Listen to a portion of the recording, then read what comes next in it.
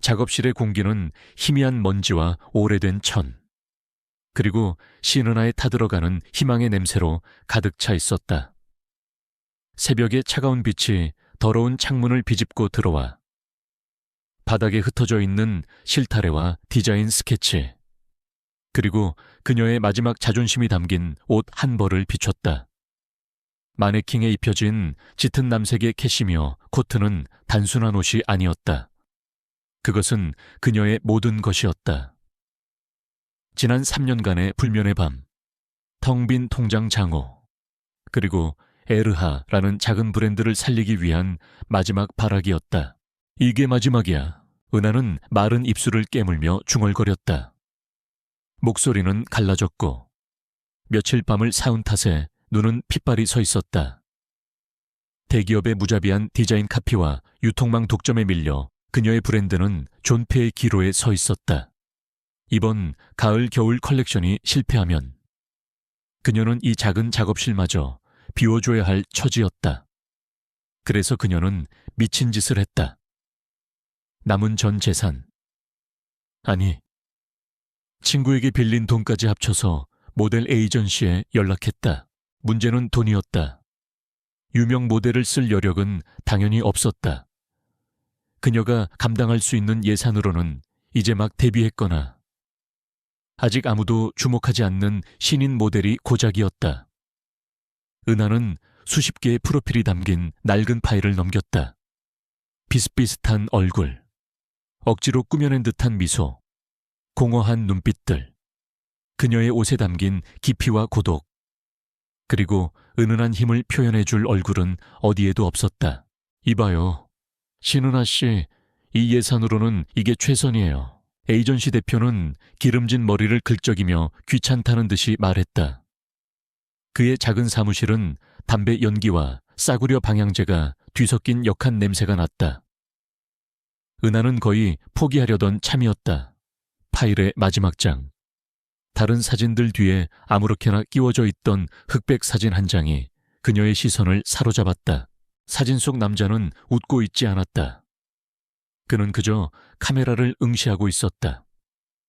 하지만 그의 눈빛에는 다른 모델들에게서는 찾아볼 수 없는 압도적인 존재감이 있었다.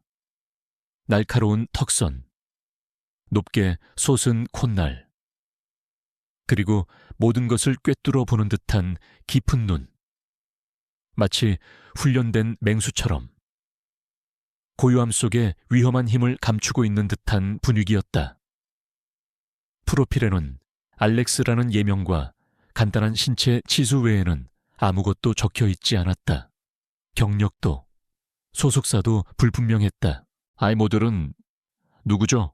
에이전시 대표는 사진을 힐끗 보더니 코웃음을 쳤다. 아, 그 친구 우리 소속도 아니고 가끔 일 있을 때만 부르는 프리랜서야.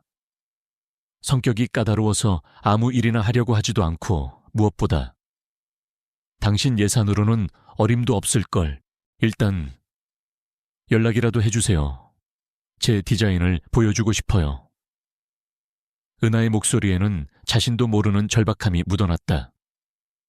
그녀의 직감이 소리치고 있었다. 저 남자여야만 한다고. 저 남자만이 이 코트의 주인이 될 수 있다고. 며칠 후 기적처럼 약속이 잡혔다. 촬영 당일 은하는 초조하게 작업실을 서성였다. 값싼 조명 장비를 몇 번이나 확인하고 반사판의 각도를 조절했다. 포토그래퍼는 대학 후배에게 거의 사정하다시피 부탁한 터였다. 모든 것이 아마추어 같고 초라했다. 그때 작업실 문이 조용히 열렸다. 알렉스가 들어서는 순간 좁고 어수선한 공간의 공기가 바뀌었다. 그는 평범한 검은색 터틀넥에 청바지를 입고 있었지만 마치 파리의 런웨이에서 막 걸어 나온 것 같았다. 188cm는 좋게 넘어 보이는 큰 키, 완벽한 비율, 그리고 무엇보다 주위를 압도하는 침묵의 카리스마. 그는 말없이 작업실을 둘러보았다. 그의 시선이 마네킹에 걸린 코트에 닿았을 때 아주 미세하게 그의 눈썹이 움직였다. 안녕하세요. 신은하입니다. 와주셔서 감사합니다. 은하가 애써 침착하게 인사했지만 심장이 미친 듯이 뛰고 있었다. 알렉스입니다. 그의 목소리는 낮고 차분했다. 단 한마디였지만 그 안에는 의심할 여지 없는 권위가 실려 있었다. 그는 은하가 내민 코트를 받아들고 탈의실로 향했다. 잠시 후 그가 다시 모습을 드러냈을 때 작업실에 있던 모두가 숨을 삼켰다. 코트는 더 이상 단순한 옷이 아니었다. 그것은 알렉스라는 남자를 통해 생명을 얻었다. 은하가 디자인에 담아내고자 했던 모든 것, 도시의 고독, 내면의 강인함, 드러나지 않는 야망, 이 그의 몸짓 하나, 눈빛 하나에 완벽하게 표현되고 있었다.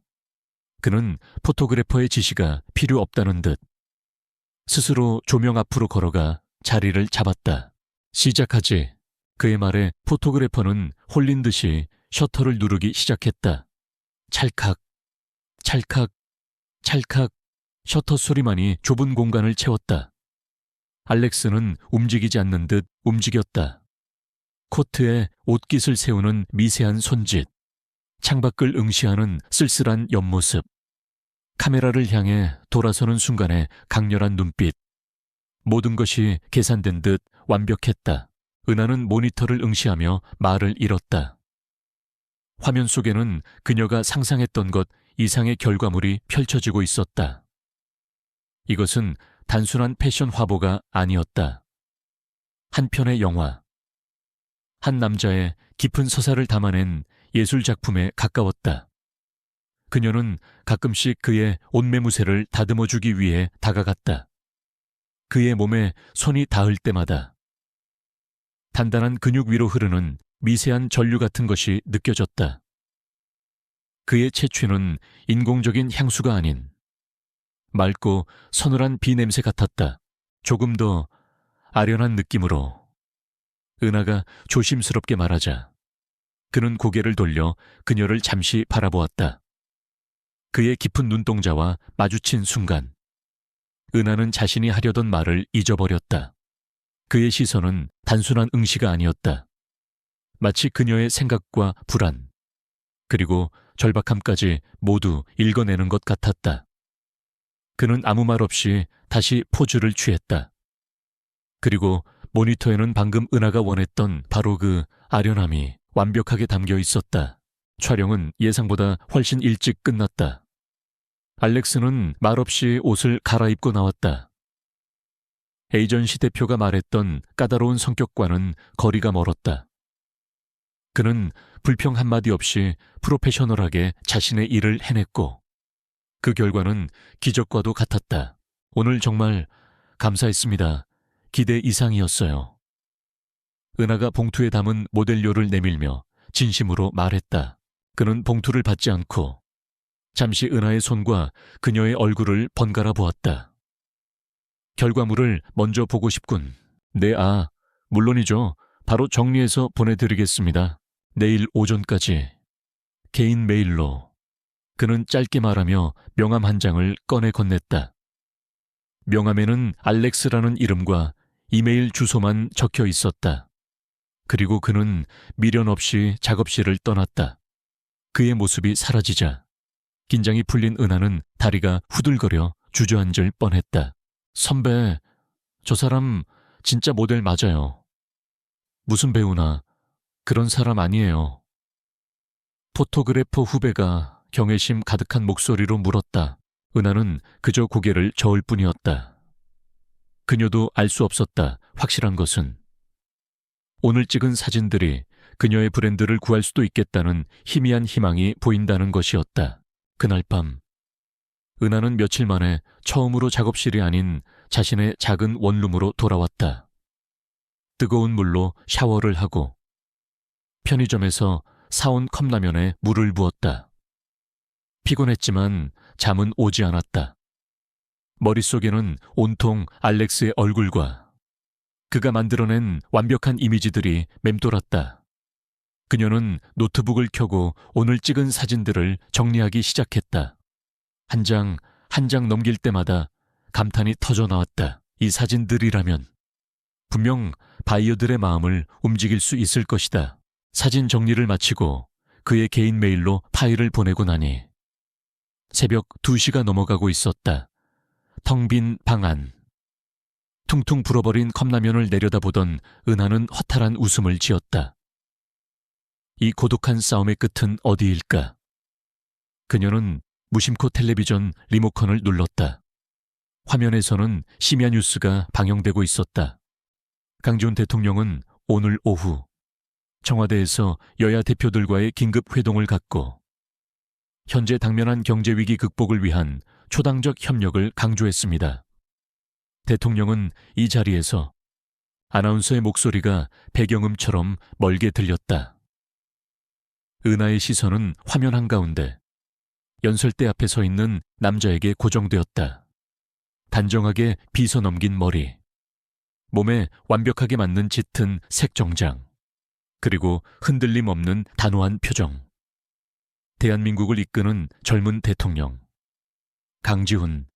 그는 취임 이후 강력한 카리스마와 개혁적인 정책으로 국민들의 압도적인 지지를 받고 있는 인물이었다. 은하는 멍하니 화면을 보고 있었다. 어딘가 익숙한 얼굴이라고 생각했다. 그때 카메라가 대통령의 얼굴을 클로즈업했다.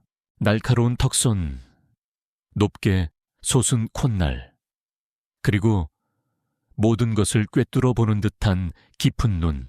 아, 은하의 손에서 젓가락이 떨어지며 날카로운 소리를 냈다.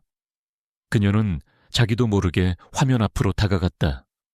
믿을 수 없었다. 아니, 믿고 싶지 않았다. 하지만 아무리 눈을 비비고 다시 봐도 텔레비전 속에서 국가의 미래를 이야기하고 있는 저 남자는 불과 몇 시간 전 자신의 초라한 작업실에서 남색 코트를 입고 카메라 앞에 섰던 바로 그 남자. 알렉스였다. 순간 세상의 모든 소리가 사라졌다. 아나운서의 목소리도, 밖에서 들려오는 자동차 소리도 들리지 않았다. 오직 자신의 심장이 귀 바로 옆에서 터질 듯이 울리는 소리만 들렸다. 내가 감히 대한민국의 대통령을 모델로 고용했다고. 은하의 머릿속이 새하얗게 비었다. 희망, 미래, 재기 같은 단어들은 산산조각 나 사라지고 그 자리에는 국가기밀 누설, 대통령 모독, 사기죄 같은 끔찍한 단어들이 떠올랐다. 그녀는 방금 자신이 보낸 이메일을 떠올렸다. 대통령의 개인 메일로 그가 모델 일을 한 증거 사진들을 잔뜩 보낸 것이다. 아, 짧은 비명과 함께 은하의 손에 들려있던 컵라면이 바닥으로 떨어졌다. 뜨거운 국물이 쏟아지며 발을 데웠지만 그녀는 아무것도 느낄 수 없었다. 그녀의 세상은 바로 이 순간 완벽하게 끝장나 버렸다. 패닉은 차가운 해일처럼 신은하의 온몸을 덮쳤다. 바닥에 쏟아진 뜨거운 라면 국물도, 엉망이 된 방도 눈에 들어오지 않았다. 그녀의 뇌는 단 하나의 사실만을 비명처럼 반복하고 있었다. 알렉스는 대통령이다. 그리고 나는 그에게 모델 일을 한 증거를 개인 메일로 보냈다. 삭제해야 해. 은하는 비틀거리며 노트북으로 기어갔다. 떨리는 손으로 메일함에 보낸 편지함을 클릭했다. 방금 보낸 메일이 최상단에 떠 있었다. 발송 취소. 그녀는 미친 듯이 버튼을 클릭했다. 제발. 하지만 화면에는 절망적인 메시지만이 떠올랐다. 상대방이 이미 메일을 확인하여 발송을 취소할 수 없습니다. 이미 확인했다고. 이 새벽에 대통령이 심장이 발밑으로 곤두박질 치는 것 같았다. 그는 모든 것을 알고 있다. 그녀가 누구인지, 어디에 사는지, 그녀가 보낸 사진들, 그 사진들이 만약 세상에 공개된다면 상상만으로도 숨이 막혔다. 그녀는 국가 원수의 이중생활을 알게 된 유일한 민간인이었다. 이런 사람은 보통 영화에서 어떻게 되더라 조용히. 아무도 모르게 처리된다. 공포가 이성을 마비시켰다. 은하는 가장 먼저 노트북을 파괴해야 한다고 생각했다. 그녀는 서랍에서 작은 망치를 꺼내들고 노트북에 하드디스크가 있을 법한 부분을 무자비하게 내리쳤다. 플라스틱 파편이 사방으로 튀었다. 그걸로는 부족했다. 그녀는 노트북을 욕실로 가져가 샤워기 아래 던져버렸다. 차가운 물줄기가 망가진 기계 위로 쏟아졌다. 다음은 작업실이었다. 작업실 컴퓨터에도 원본 파일이 남아있을 것이다. 은하는 허둥지둥 옷을 챙겨 입었다. 손에 잡히는 대로. 계절에 맞지 않는 옷들까지 낡은 캐리어에 쑤셔 넣었다. 통장과 여권, 그리고 지갑에 있는 현금 전부. 도망쳐야 했다, 서울을. 아니, 한국을 떠나야 했다. 아무도 자신을 찾지 못하는 곳으로. 택시를 타고 작업실로 향하는 내내 은하는 창밖을 보며 몸을 떨었다. 모든 자동차의 헤드라이트가 자신을 쫓는 것처럼 느껴졌고 모든 행인의 시선이 자신을 감시하는 것 같았다. 작업실에 도착한 그녀는 컴퓨터를 켜는 대신 본체를 끌어안고 밖으로 나왔다. 그리고는 근처 공사장의 거대한 쓰레기 컨테이너 안으로 던져버렸다. 둔탁한 소리와 함께 그녀의 마지막 희망이었던 디자인 자료들이 어둠 속으로 사라졌다. 이제 아무것도 남지 않았다. 브랜드도, 꿈도 오직 살아남아야 한다는 본능만이 그녀를 움직였다. 그녀는 근처 ATM 기기에서 통장에 남은 돈을 모두 인출했다. 고작 해야 200만 원이 조금 넘는 돈이었다. 이걸로 어디까지 갈 수 있을까? 그녀는 무작정 서울역으로 향했다. 가장 먼저 출발하는, 가장 먼 곳으로 가는 기차표를 끊을 생각이었다. 이른 새벽의 서울역은 한산했다. 은하는 모자를 깊게 눌러쓰고 매표소 앞으로 다가갔다. 부산 가는 제일 빠른 기차요. 그녀의 목소리는 거의 들리지 않을 정도로 작고 떨렸다. 그때였다. 신은하 씨, 맞으시죠? 낮고 정중한 목소리가 등 뒤에서 들려왔다. 은하는 심장이 멎는 것 같았다. 천천히, 아주 천천히 고개를 돌렸다. 깔끔한 검은 정장을 입은 2명의 남자가 그녀를 보고 있었다. 깡패나 경찰과는 다른 분위기, 감정이 전혀 느껴지지 않는 차가운 눈, 완벽하게 훈련된 듯한 자세. 그들은 그녀의 도주를 예상했다는 듯. 조금도 놀란 기색이 없었다. 저희와 잠시 동행하셔야겠습니다. 한 남자가 말했다. 그의 목소리에는 거절을 용납하지 않는 단호함이 배어 있었다. 저항은 무의미했다. 은하는 그들이 얼마나 무서운 조직에 속해 있는지 이제는 너무나 잘 알고 있었다. 그녀는 말없이 고개를 끄덕였다. 캐리어 손잡이를 잡은 손에서 힘이 빠져나갔다. 도망은 끝났다. 그녀가 탄 차는 번호판도 없는 검은색 세단이었다. 창문은 짙게 선팅되어 있어 밖을 볼 수 없었다. 차는 소리 없이 서울의 도로를 미끄러져 나아갔다. 은하는 자신이 어디로 끌려가는지 알 수 없었다. 취조실 아니면 인적이 드문 강가. 그녀는 눈을 질끈 감았다. 어머니, 아버지, 불효녀는 먼저 갑니다. 차가 멈춘 곳은 그녀의 끔찍한 상상과는 전혀 다른 장소였다. 남산이 한눈에 들어오는 최고급 호텔의 지하 주차장이었다. 남자들은 그녀를 데리고 전용 엘리베이터에 올라탔다. 펜트하우스. 버튼에 불이 들어왔다. 문이 열리자 숨막히게 호화로운 스위트룸의 거실이 나타났다. 통유리창 너머로 서울의 야경이 보석처럼 펼쳐져 있었다. 잠시만 기다려 주십시오. 정장 남자들은 그녀를 거실 중앙의 소파에 앉힌 뒤 소리 없이 사라졌다. 방 안에는 은하 혼자 남았다. 극도의 공포와 극도의 비현실감이 뒤섞여 머리가 터질 것 같았다. 여기가 대체 어디지? 내게 뭘 하려는 거지? 그때 안쪽 침실 문이 열리고 한 남자가 걸어 나왔다. 어제 작업실에서 봤던 검은 터틀넥 차림이 아니었다. 완벽하게 다려진 흰색 셔츠에 회색 정장 바지. 손에는 태블릿 PC를 들고 있었다. 머리는 단정하게 정돈되어 있었고 얼굴에는 피곤한 기색이 역력했지만 그의 존재감은 이전과 비교할 수 없을 정도로 압도적이었다. 그는 더 이상 모델 알렉스가 아니었다. 대한민국 제19대 대통령 강지훈이었다. 그는 은하의 맞은편 소파에 앉았다. 그의 깊은 눈이 그녀를 훑었다. 은하는 숨조차 쉴 수 없었다. 지금이라도 무릎을 꿇고 빌어야 할까? 살려달라고 애원해야 할까? 도망치려고 했더군 강지훈이 입을 열었다. 그의 목소리는 어제와 같았지만 그 안에 담긴 무게는 천근망은처럼 무거웠다. 죄송합니다. 저는 정말 아무것도 몰랐습니다. 대통령님이신 줄 알았다면. 절대. 은하의 목소리가 공포로 갈라졌다. 눈물이 쏟아질 것 같았다. 강지훈은 손을 들어 그녀의 말을 막았다. 알고 있다. 그는 태블릿 화면을 은하 쪽으로 돌렸다.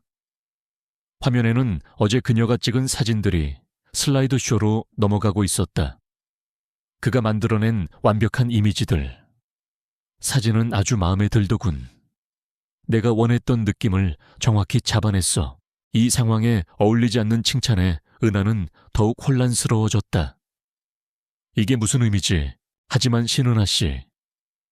그의 목소리가 차갑게 가라앉았다. 당신의 그 재능 때문에 문제가 아주 복잡해졌어. 그는 태블릿을 테이블 위에 내려놓았다. 내가 왜 그런 일을 했다고 생각하나? 재미로 아니면 돈이 필요해서. 그는 스스로 묻고는 피식 웃었다. 난 지금 보이지 않는 전쟁을 하고 있다. 나라를 좀먹는 거대한 악과 싸우는 중이지. 그들을 속이기 위해, 내 진짜 의도를 숨기기 위해 알렉스라는 유령이 필요했다. 은하는 아무 말도 할 수 없었다. 그녀가 마주한 것은 단순한 스캔들이 아니라 거대한 정치적 음모의 한복판이었다.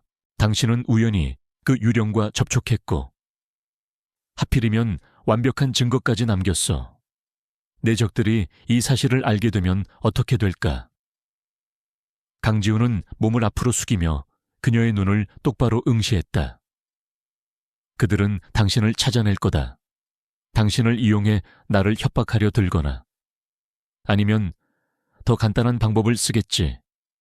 당신이라는 증거를 영원히 없애버리는 방법. 은하의 얼굴이 새하얗게 질렸다. 그래서 내가 먼저 당신을 찾은 거다. 그가 말을 이었다. 당신을 보호해야 할 의무가 나에게 생겼으니까. 그래. 하지만 동시에 당신을 통제해야 할 필요도 생겼지. 그의 말은 잔인할 정도로 솔직했다. 지금 이 순간부터 신은하 씨의 모든 행동은 내 통제해 있어야 한다. 당신의 안전을 보장하는 유일한 방법이다. 은하는 그의 의도를 이해할 수 없었다. 그럼 저는 어떻게 되는 건가요? 감옥에 가나요? 강지훈은 잠시 침묵하더니 예상 밖의 말을 꺼냈다. 청와대로 들어와. 네? 내 개인 스타일리스트 겸 비서가 되는 거다. 위장직함이지. 내가 알렉스로 활동할 때의 연장선으로 보이게 할 수 있고 당신이 내 곁에 있는 것을 자연스럽게 설명할 수 있는 유일한 방법이야. 은하는 자신의 귀를 의심했다. 대통령의 개인 비서, 제가 왜 그런 일을 거절할 수 있나? 강지훈이 되물었다. 그의 눈빛은 선택지를 주는 사람의 것이 아니었다. 선택은 두 가지다. 첫째, 여기서 풀려난다. 하지만 청와대의 보호를 받지 못하는 당신이 내 적들로부터 얼마나 버틸 수 있을지는 장담 못한다. 둘째, 내 제안을 받아들인다. 당신의 신변은 내가 보장한다. 대신 당신의 자유는 없어진다. 그것은 제안이 아니었다. 선고였다. 끔찍한 현실이었다. 그녀의 작은 브랜드. 소박했던 일상, 디자이너로서의 꿈, 모든 것이 하룻밤 사이에 신기루처럼 사라졌다. 그리고 이제 그녀의 목숨마저 위협받고 있었다. 그녀에게는 선택권이 없었다. 처음부터 없었다. 은하는 고개를 숙였다. 뜨거운 눈물이 무릎 위로 뚝뚝 떨어졌다. 도망치려 했던 것은 결국 더 깊은 덫으로 스스로 걸어 들어간 꼴이 되었다. 그녀의 삶은 이제 온전히 저 남자, 대한민국의 대통령 손에 달리게 되었다. 아무런 대답도 할 수 없는 그녀의 침묵을 강지훈은 긍정으로 받아들였다. 내일부터 출근하도록 필요한 것들은 비서실에서 준비해 줄 거다. 그리고 신은하 씨, 그가 자리에서 일어서며 마지막으로 말했다. 청와대 안에서 당신은 더 이상 신은하가 아니다. 그저 내 그림자일 뿐이야. 명심하도록. 그는 미련 없이 방을 나갔다. 굳게 닫힌 문을 보며 은하는 자신이 이제 거대한 금빛 세장 속에 갇혔다는 것을 깨달았다. 화려하지만 창살 없는 감옥, 벗어날 수 없는 운명의 시작이었다. 다음 날, 신은하의 삶은 뿌리째 뽑혀 전혀 다른 토양에 심어졌다. 그녀를 태운 검은색 세단이 청와대 정문을 통과할 때 은하는 자신이 살아있는 인간이라기보다는 하나의 물건 혹은 비밀 서류가 된 것 같다고 느꼈다. 육중한 철문, 삼엄한 경비를 서는 군인들, 그리고 대한민국의 심장부라는 상징적인 무게가 그녀의 숨을 짓눌렀다. 그녀에게 배정된 공간은 대통령 집무실과 관저를 잇는 복도 한쪽에 위치한 작은 방이었다. 의전 비서관실 소속, 대통령 전담 스타일리스트실이라는 거창한 명패가 붙어 있었지만 실상은 창문도 없는 작은 창고를 개조한 공간이었다. 최고급 원단 샘플과 재봉 도구, 다리 밑판, 그리고 그녀가 사용할 컴퓨터가 새 것처럼 정돈되어 있었지만 모든 것이 차갑고 비인격적이었다. 이곳은 그녀의 작업실이 아니었다. 주인의 부름을 기다리는 감방이었다. 곧이어 중년의 남자가 방으로 들어왔다. 날카로운 안경 너머로 빈틈없는 눈빛을 한 그는 자신을 안태수 비서실장이라고 소개했다. 그는 은하를 머리부터 발끝까지 훑어보며 노골적인 불신을 드러냈다. 신은하 씨, 대통령님의 지시로 이곳에 오게 된 것은 알겠지만 청와대는 신 씨가 일하던 곳과는 다릅니다. 안 실장의 목소리는 강철처럼 차가웠다. 그는 두꺼운 서류철을 책상 위에 올려놓았다. 이것은 보안 규정집입니다. 토씨 하나까지 전부 암기해야 합니다. 신 씨의 작은 실수 하나가 국가 안보에 구멍을 낼 수도 있다는 사실 명심하십시오. 그는 은하의 역할에 대해서도 명확히 설명했다. 그녀의 공식적인 임무는 대통령의 모든 공식, 비공식 석상에서의 의상과 외모를 책임지는 것이었다. 하지만 진짜 임무는 그림자처럼 존재하는 것이었다. 대통령의 동선 5분 전에 항상 대기할 것, 절대 먼저 말을 걸지 말 것, 대통령 외의 인물과는 사적인 대화를 나누지 말 것, 그리고 가장 중요한 것, 이곳에서 보고 들은 모든 것은 무덤까지 가져갈 것. 대통령께서 왜 신 씨를 선택하셨는지 저는 모릅니다. 그리고 알고 싶지도 않습니다. 안 실장은 안경을 고쳤으며 말을 맺었다. 하지만 이것 하나만은 분명히 하죠. 당신이 대통령님께 누가 되는 순간 내가 직접 당신을 이곳에서 끌어낼 겁니다.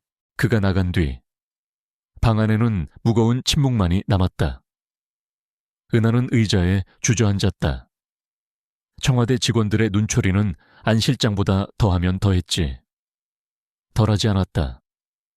복도를 지날 때마다 그녀를 향한 수군거림과 노골적인 호기심, 경계심이 느껴졌다. 배경도, 경력도 불분명한 젊은 여자가 하루아침에 대통령의 최측근이 되었으니 그들의 반응은 당연한 것이었다. 은하는 완벽한 이방인이자 움직이는 시한폭탄이었다. 강지훈, 아니, 대통령과의 관계는 더욱 비현실적이었다. 청와대 안에서 그는 더 이상 알렉스가 아니었다. 그는 수많은 보좌관과 비서들에게 둘러싸여 1분 1초 단위로 쪼개진 스케줄을 소화하는 국가 원수였다. 은하는 하루에도 몇 번씩 복돼서 그와 마주쳤지만 그는 단 한 번도 그녀에게 눈길을 주지 않았다. 마치 그녀가 투명 인간이라도 되는 것처럼. 그의 이런 철저한 무관심은 은하의 마음을 더욱 얼어붙게 만들었다. 그녀는 그저 그의 전쟁을 위한 필요악, 유용한 도구일 뿐이라는 사실을 매 순간 상기해야 했다. 일주일이 지났다. 은하는 점차 청와대의 숨막히는 일상에 적응하기 시작했다. 새벽 5시에 일어나 대통령의 그날 일정을 확인하고 날씨와 장소, 만나는 인물에 따라 몇 가지 의상 조합을 준비했다. 그의 집무실에 들어가 넥타이와 커프스 버튼을 챙겨두고 소리 없이 사라지는 것이 그녀의 주된 일과였다. 강지훈은 단 한 번도 그녀의 선택에 불평하지 않았고 칭찬도 하지 않았다. 그들은 가장 가까운 곳에 있으면서도 가장 먼 사이였다. 그러던 어느 날 그녀에게 첫 번째 실전이 주어졌다. 북미 지역의 주요 동맹국 정상부부가 방한하는 기념으로 열리는 국빈 만찬이었다. 청와대 영빈관에서 열리는 이 행사는 정재계의 거물들이 모두 모이는 중요한 자리였다. 안 실장은 은혜계 만찬 시작 전까지 대통령의 의상을 최종 점검하라는 임무를 내렸다. 그날 저녁, 은하는 청와대 직원들에게 지급되는 단정한 검은색 정장 유니폼을 입고 영빈관의 대기실에서 초조하게 그를 기다렸다. 잠시 후 만찬의 주인공인 강지훈이 모습을 드러냈다. 은하가 며칠을 고심해서 고른 짙은 미드나잇 블루 색상의 턱시도는 그의 넓은 어깨와 당당한 체격에 완벽하게 어울렸다. 그는 이미 완벽해 보였다. 최종 점검하겠습니다. 은하가 기계적인 목소리로 말했다. 그녀는 그에게 다가가 넥타이 매듭을 바로잡고 재킷 옷깃의 먼지를 가볍게 털어냈다. 그녀의 손길이 스칠 때마다 그의 몸이 미세하게 굳어지는 것이 느껴졌다. 바로 그때, 아주 잠시, 그의 시선이 그녀의 얼굴에 머물렀다. 그 깊은 눈동자 속에서 은하는 스튜디오에서 봤던 알렉스의 편린을 발견했다. 그의 지친 기색과 외로움이 스쳐 지나가는 찰나의 순간. 하지만 그것은 곧 사라지고 그는 다시 냉정한 대통령의 얼굴로 돌아갔다. 수고했어. 그가 처음으로 그녀에게 건넨 사적인 말이었다. 그는 곧장 영빈관의 화려한 홀로 걸어 들어갔다. 은하는 자신의 역할이 끝났음을 깨닫고 눈에 띄지 않게 홀의 가장자리로 물러났다. 영빈관 내부는 별천지였다. 거대한 샹들리에가 금빛빛을 쏟아내고 클래식 선율이 부드럽게 흐르고 있었다. 대한민국의 내로라 하는 정치인, 기업가, 외교관들이 샴페인 잔을 부딪히며 가식적인 미소를 나누고 있었다. 은하는 그저 벽의 일부가 되어 이 모든 광경을 지켜보았다. 그리고 그때 그녀는 그 남자를 보았다.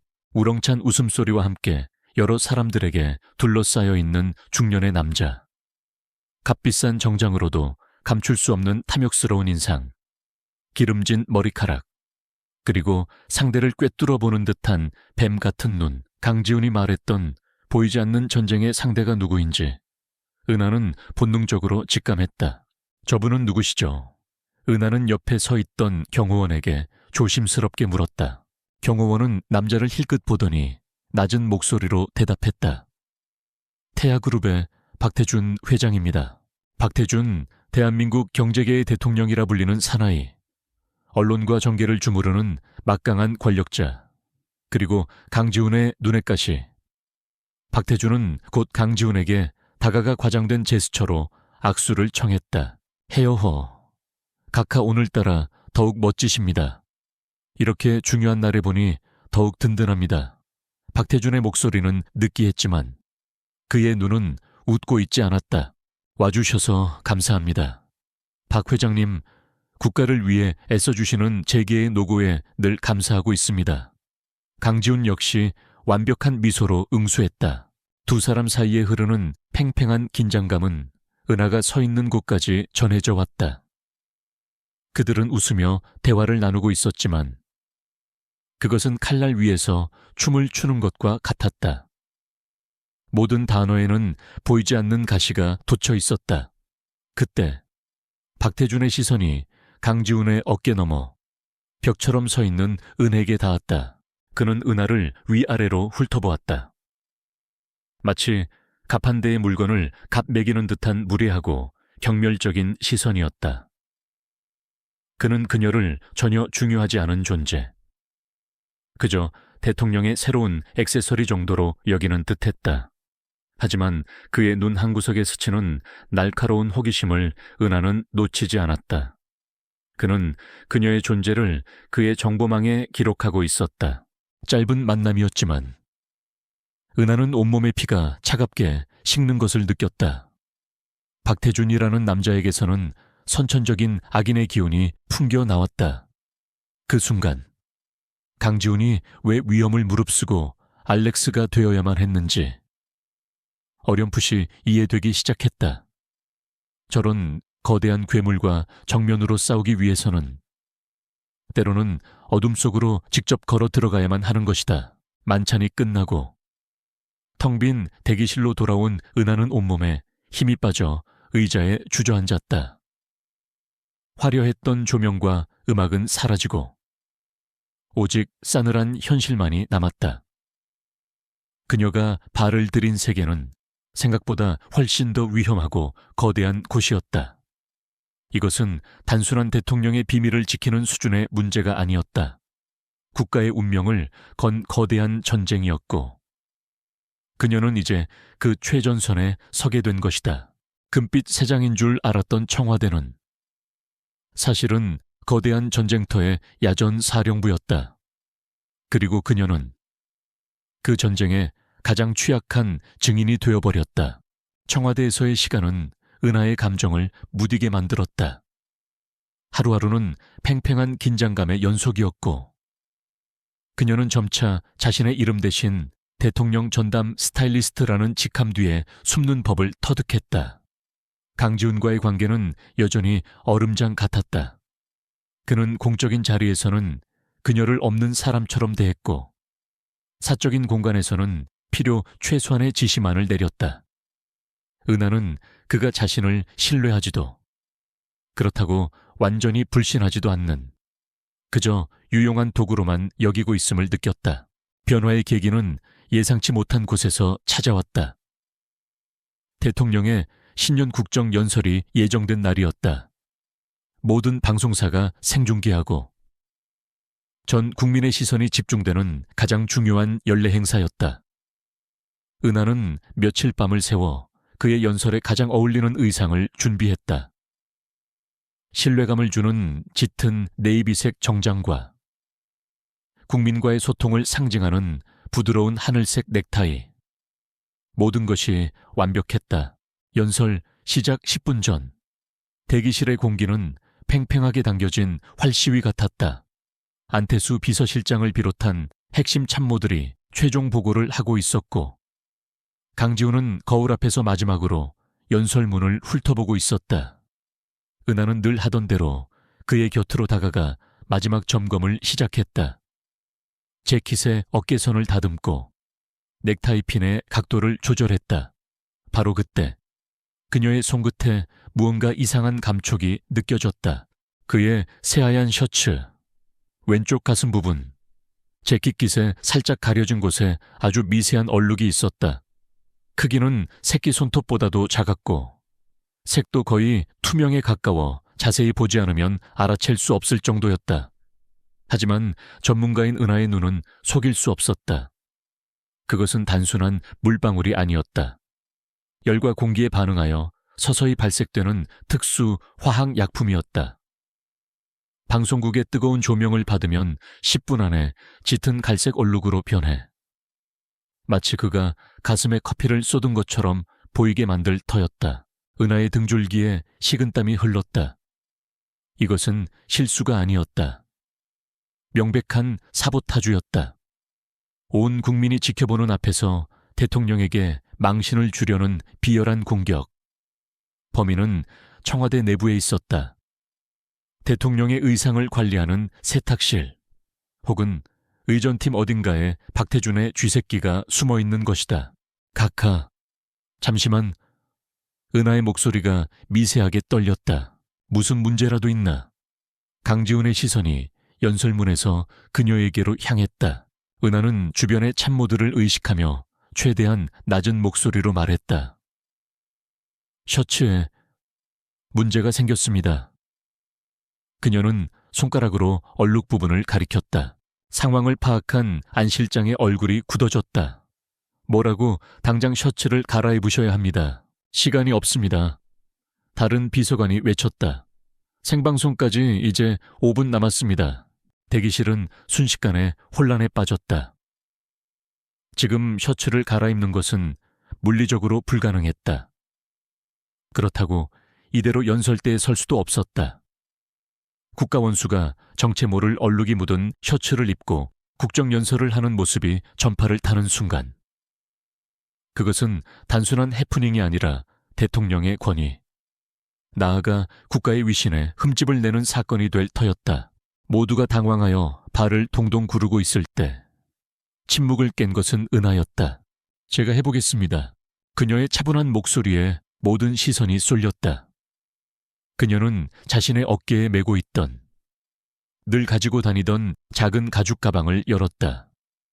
그 안에는 재봉 도구와 함께 각종 응급 처치용품들이 들어있었다. 그녀는 그 중에서 작은 흡수성 청화 분무기, 그리고 소금통처럼 보이는 하얀 가루가 든 용기를 꺼냈다. 이건 뭡니까? 안 실장이 의심스러운 눈초리로 물었다. 시간 없습니다. 저를 믿어주십시오. 은하는 단호하게 말했다. 그리고는 강지훈을 향해 고개를 돌렸다. 각하, 잠시 재킷을 벗어주시겠습니까? 강지훈은 잠시 그녀의 눈을 응시했다. 극도의 혼란 속에서도 침착함을 잃지 않는 그녀의 눈동자에서 그는 스튜디오에서 봤던 프로페셔널한 디자이너의 모습을 보았다. 그는 말없이 재킷을 벗어 그녀에게 건넸다. 은하는 조금의 망설임도 없이 일을 시작했다. 그녀는 흡수성 천을 얼룩 아래에 받치고 하얀 가루를 얼룩 위에 조심스럽게 뿌렸다. 그리고 분무기로 미세한 물방울을 분사했다. 치익 하는 소리와 함께 화학 반응이 일어났다. 그녀는 다른 천으로 얼룩 부분을 부드럽게, 그러나 빠르게 닦아내기 시작했다.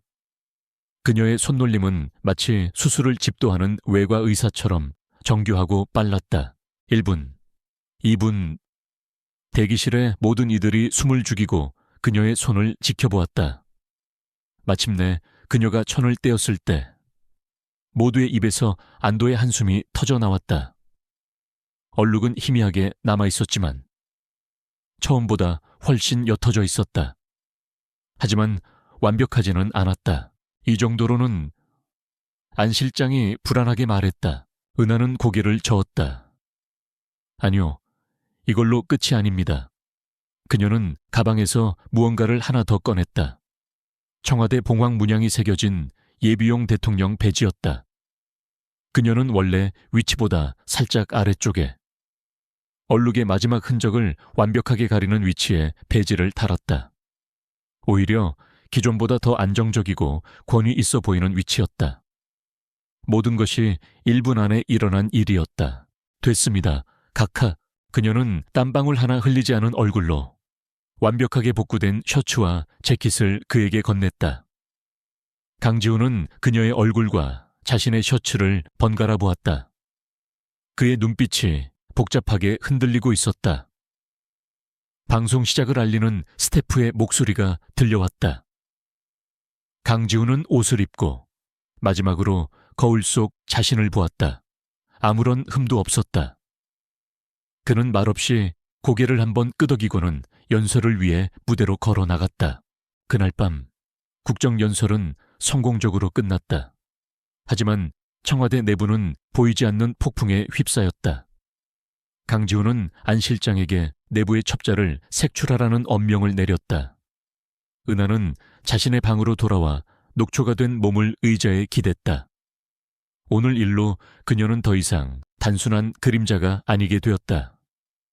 그녀는 대통령의 가장 큰 위기를 막아낸 조력자이자 동시에 적들의 새로운 표적이 될 수도 있었다. 자정이 가까워질 무렵 비서실에서 연락이 왔다. 대통령이 그녀를 찾는다는 것이었다. 은하는 마른 침을 삼키며 대통령 집무실로 향했다. 거대하고 고풍스러운 집무실은 불이 대부분 꺼져 있었고 책상 위 스탠드 불빛만이 방을 은은하게 비추고 있었다. 강지훈은 넥타이를 풀어헤친 채 거대한 창가에 서서 서울의 야경을 내려다보고 있었다.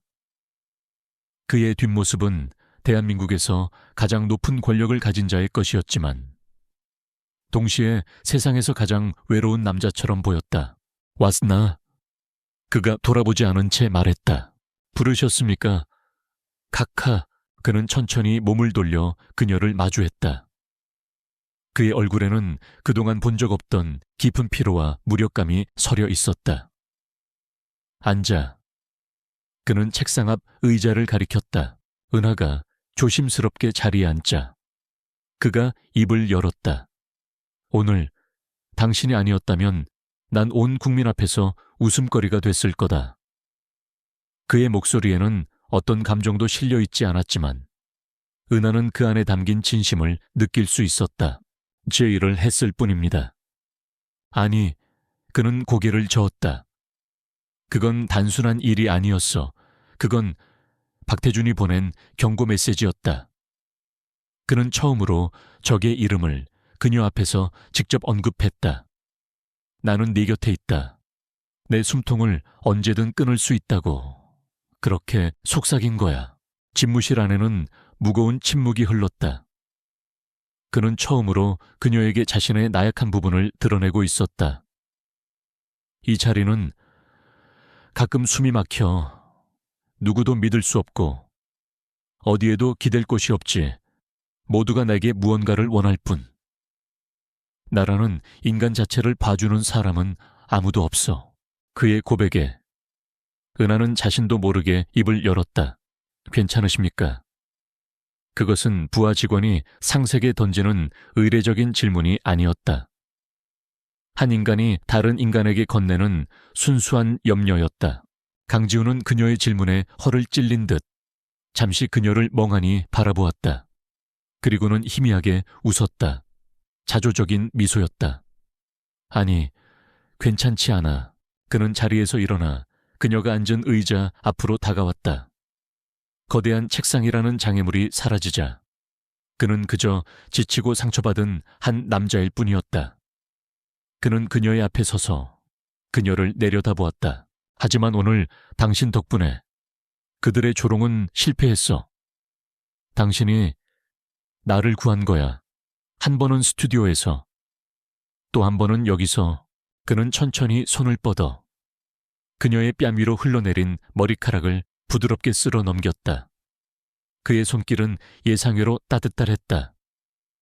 은하는 숨을 멈췄다. 그의 얼굴이 천천히 다가왔다.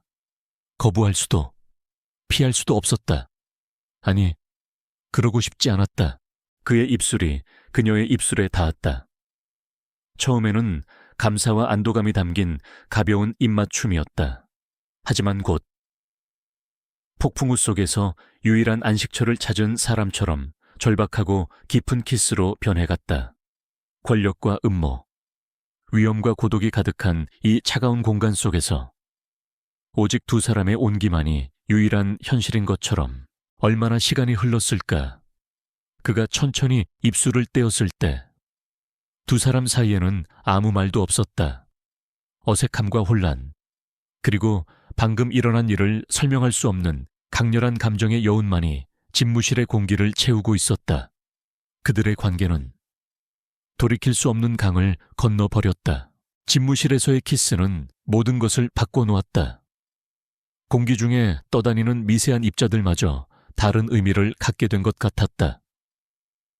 다음 날 아침, 은하가 강지훈의 의상을 준비하기 위해 그의 집무실에 딸린 작은 드레스룸에 들어갔을 때 둘 사이에는 무겁고 어색한 침묵이 흘렀다. 늘 그랬듯 그는 서류를 보고 있었고 그녀는 그의 동선에 방해가 되지 않게 움직였다. 하지만 그들의 의식은 온통 서로에게 향해 있었다. 은하가 그의 넥타이를 매주기 위해 다가섰을 때 그녀는 자신의 손이 미세하게 떨리는 것을 느꼈다. 그의 숨결이, 그의 채취가 어젯밤의 기억을 생생하게 되살렸다. 강지훈 역시 마찬가지였다. 그는 서류에서 눈을 떼고 자신에게 집중하고 있는 그녀의 얼굴을 내려다보았다. 가느다란 목선, 굳게 담은 입술, 그리고 불안과 혼란이 뒤섞인 눈동자. 그는 무언가 말을 해야 한다고 생각했지만 무슨 말을 해야 할지 알 수 없었다. 대통령으로서가 아닌 한 남자로서 그는 서툴렀다. 고마웠어. 어젯밤 일도, 그리고 그 전의 일도. 그가 간신히 입을 열었다. 그의 목소리는 여전히 낮고 차분했지만 이전에는 없던 온기가 희미하게 묻어 있었다.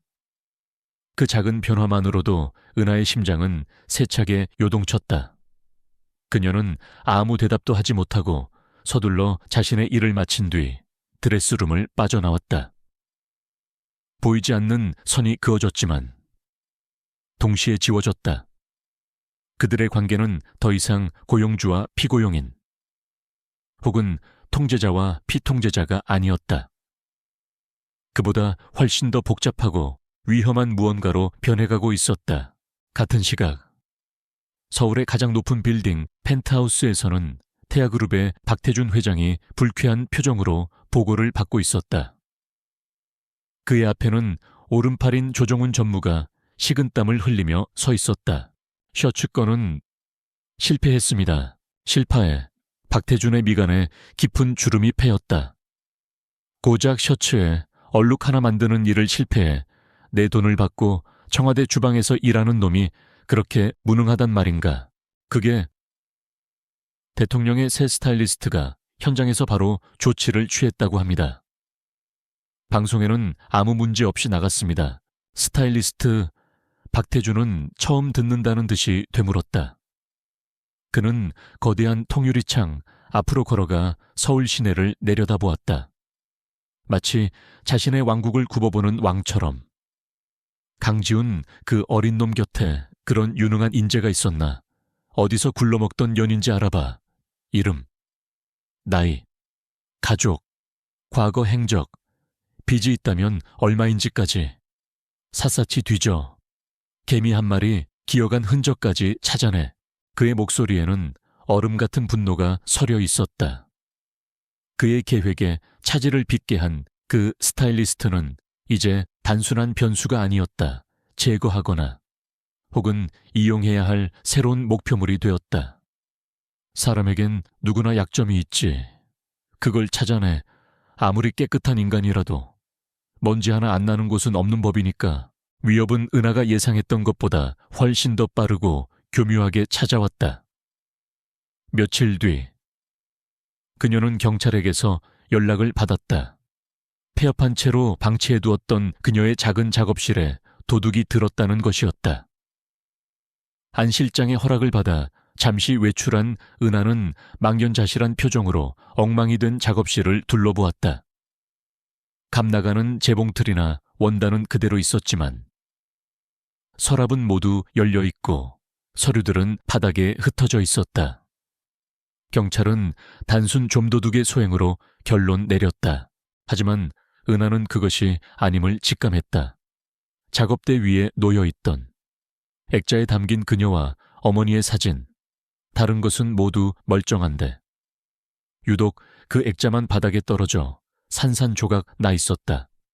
그리고 깨진 유리 조각들은 교묘하게 치워져 사진 속 어머니의 얼굴 부분만이 날카롭게 찢겨 있었다. 그것은 명백한 경고였다.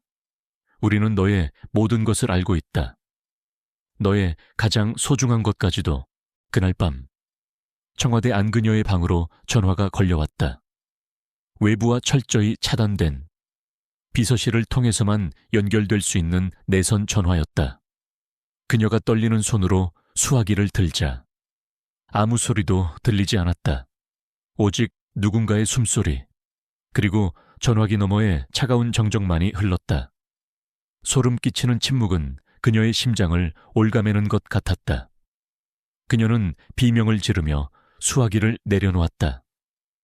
박태준의 손길이 청와대라는 철옹성 안까지 뻗어 있음을 알리는 신호였다.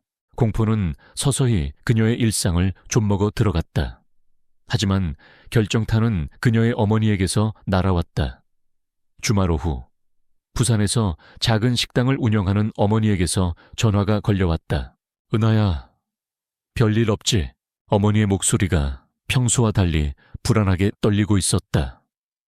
무슨 일이에요? 엄마, 아니, 그게 오늘 이상한 손님들이 다녀갔다. 아주 비싼 양복을 입은 신사들이었는데 밥은 안 먹고 너에 대해서만 묻더구나. 어머니의 목소리가 점점 작아졌다. 서울 생활은 힘드냐? 돈은 잘 버냐? 혹시 무슨 어려운 일에 휘말린 건 아니냐고. 꼭 아빠 친구들처럼 걱정해주는 척하는데 어찌나 섬뜩하던지 은하의 피가 차갑게 식었다. 그러면서 그러더구나. 서울은 젊은 여자 혼자 살기에는 너무 크고 위험한 곳이라고. 내가 딸한테 조심하라고 잘 말해줘야 한다고.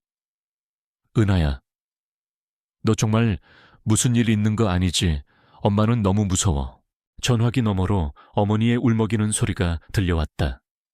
그 순간 은하의 머릿속에서 무언가가 끊어졌다. 자신을 향한 위협은 견딜 수 있었다. 하지만 아무것도 모르는 어머니를 건드린 것은 용서할 수 없었다. 이 모든 것은 자신 때문에 벌어진 일이었다. 그녀가 강지훈의 세계에 발을 들였기 때문에. 은하는 전화를 끊자마자 이성을 잃고 대통령 집무실로 달려갔다.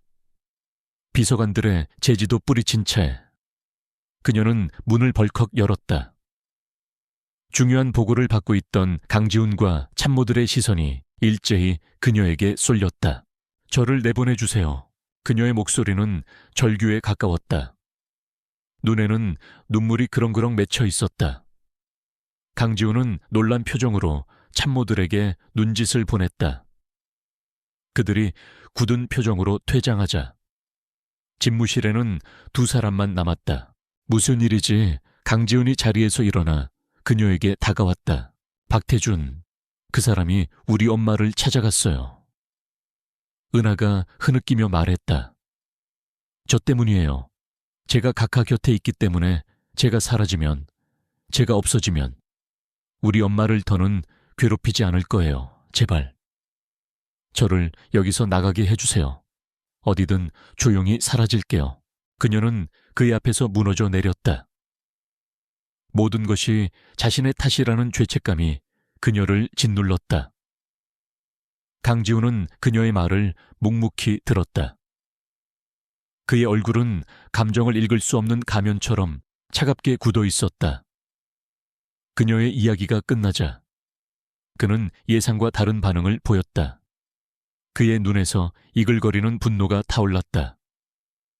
그것은 그녀를 향한 분노가 아니었다. 감히 넘지 말아야 할 선을 넘어버린 박태준을 향한 것이었다. 사라져. 그가 낮은 목소리로 말했다. 당신이 이 문 밖을 나서는 순간 당신은 더 이상 보호 대상이 아니야. 그들에게 당신은 처리해야 할 골칫거리, 살아있는 증거일 뿐이라고. 당신과 당신 어머니는 일주일도 버티지 못하고 변사체로 발견될 거다. 그게 당신이 원하는 건가? 그의 말은 얼음처럼 차갑고 잔인했지만 부인할 수 없는 사실이었다. 강지훈은 곧장 보안 전화기를 들었다. 안 실장, 지금 당장 최정의 요원팀을 부산으로 보내. 신은하 씨 모친 식당 주변 24시간 그림자 경호 붙이고 내 허락 없이는 파리 한 마리도 접근 못하게 해. 그리고 부산지검에 있는 우리 사람에게 연락해서 박태준의 하순들이 다시 접근하면 현행범으로 체포할 준비시켜. 그의 지시는 빠르고 단호했다. 그는 전화를 끊고 여전히 바닥에 주저앉아 울고 있는 은하를 내려다보았다. 그는 그녀 앞에 한쪽 무릎을 꿇고 앉아 그녀와 눈높이를 맞췄다. 박태준이 선을 넘었어. 이제 더는 방어만 하지 않아. 그의 목소리에는 강철 같은 결의가 담겨 있었다. 그리고 당신, 신은하, 도망칠 생각은 버려. 그는 손을 뻗어 그녀의 젖은 뺨을 감쌌다. 당신은 이제 내 사람이야. 당신 어머니도 마찬가지고 내 곁이 가장 안전한 곳이고 유일한 곳이야. 알겠어. 그의 단호한 선언에 은하는 울음을 그치고 그를 바라보았다. 그의 눈동자에서 그녀는 자신을 지켜주겠다는 굳은 약속을 읽었다. 공포는 여전히 그녀의 마음속에 남아있었지만 그 잿더미 속에서 새로운 감정이 싹트고 있었다. 도망쳐서 끝낼 수 있는 문제가 아니라는 깨달음, 피하는 것이 아니라 맞서 싸워야만 한다는 처절한 결의. 그녀는 이제 더 이상 겁에 질린 희생자가 아니었다. 이 위험한 전쟁의 한복판에 선 또 다른 플레이어가 되어야만 했다. 강지훈의 약속은 빈말이 아니었다. 다음 날부터 은하의 어머니가 운영하는 식당 주변에는 관광객이나 행인으로 위장한 청와대 경호팀 요원들이 그림자처럼 맴돌기 시작했다. 어머니는 아무것도 눈치채지 못했지만 은하는 매일 저녁 안태수 실장에게서 이상 없음이라는 짧은 보고를 받으며 간신히 안도할 수 있었다. 공포가 가라앉은 자리에 차가운 분노가 움텄다. 더 이상 박태준이라는 거대한 악어의 입속에서 무력하게 떨고만 있을 수는 없었다. 도망칠 곳이 없다면 싸워야 했다. 하지만 어떻게 그녀에게는 총도 권력도 없었다.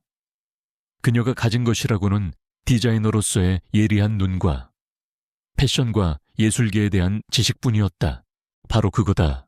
은하는 며칠 밤낮으로 자신의 방에 틀어박혀 무언가에 몰두했다. 그녀는 더 이상 새로운 의상을 스케치하지 않았다. 대신 지난 몇 년간의 패션 잡지, 사격의 명사들의 가십기사, 미술품 경매 기록 등을 미친 듯이 파고들었다. 그리고 그 중심에 항상 존재하는 이름, 박태준과 그의 아내, 그리고 태아그룹이 후원하는 자선단체와 갤러리들을 연결하기 시작했다. 점들이 모여 선이 되고 선들이 모여 거대한 거미줄의 형체가 드러났다.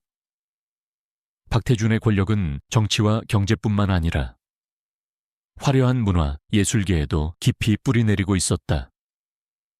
그곳은 뇌물이 예술품이라는 이름으로 거래되고 불법적인 만남이 자선 파티라는 가면 아래 이루어지는 완벽한 위장막이었다.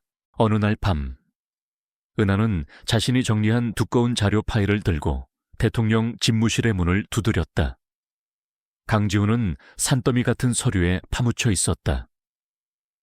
그녀의 결연한 표정을 본 그는 하던 일을 멈추고 그녀에게 시선을 주었다. 드릴 말씀이 있습니다. 은하는 그의 책상 위에 자신이 만든 관계도를 펼쳐 보였다. 각하의 사람들은 총을 들고 정장을 입죠. 하지만 박태준의 또 다른 세상에서는 사람들이 쿠티르를 입고 샴페인 잔을 듭니다. 그녀의 손가락이 한자선 경매 행사를 가리켰다. 이런 곳에 각하의 경호원이나 정보 요원들이 잠입하면 그들은 이방인일 뿐입니다. 너무 눈에 띄죠. 하지만 저는 그들과 같은 언어를 쓸 수 있습니다. 강지훈은 놀라움과 흥미가 뒤섞인 눈으로 그녀를 바라보았다. 그녀는 더 이상 보호를 요청하는 피해자가 아니었다. 날카로운 분석과 대담한 제안을 하는 전략가였다. 제가 각하의 눈과 귀가 되겠습니다. 그들의 세상으로 들어가서 그들이 눈치채지 못하는 방식으로 정보를 캐내겠습니다. 강지훈의 마음속에서 주저함과 감탄이 교차했다. 그녀를 더 큰 위험으로 밀어넣고 싶지 않았다. 하지만 동시에 그녀의 제안이 얼마나 예리하고 효과적인지 잘 알고 있었다. 이것은 자신들이 한 번도 가져보지 못했던 적의 심장부로 들어가는 비밀 통로였다. 그는 그녀의 눈에서 두려움이 아닌 꺾이지 않는 의지를 보았다. 좋아. 하지만 조건이 있다. 그가 마침내 입을 열었다. 당신의 안전이 최우선이다. 조금이라도 위험이 감지되면 즉시 작전은 중단한다. 그리고 당신은 혼자가 아니야. 내가 항상 뒤에 있을 거다. 그들의 관계는 그날 밤 새로운 국면을 맞았다. 연인이 아닌 동지, 상사와 부하 직원이 아닌 파트너. 그들은 공동의 목표를 가진 하나의 팀이 되었다. 첫 번째 목표는 태아그룹이 주최하는 VVIP 자선미술품 경매였다. 1년에 단 한 번. 극소수의 사람들에게만 초대장이 발송되는 이 행사는 박태준이 정관계 인사들을 상대로 불법 로비를 벌이는 주요 무대라는 소문이 파다했다. 은하의 임무는 대통령의 스타일리스트 자격으로 그를 수행하며 현장의 모든 것을 기록하는 것이었다. 작전 전날, 안태수 실장이 딱딱한 얼굴로 은에게 작은 보석 상자를 건넸다. 그 안에는 눈부시게 아름다운 동백꽃 모양의 은 브로치가 들어있었다.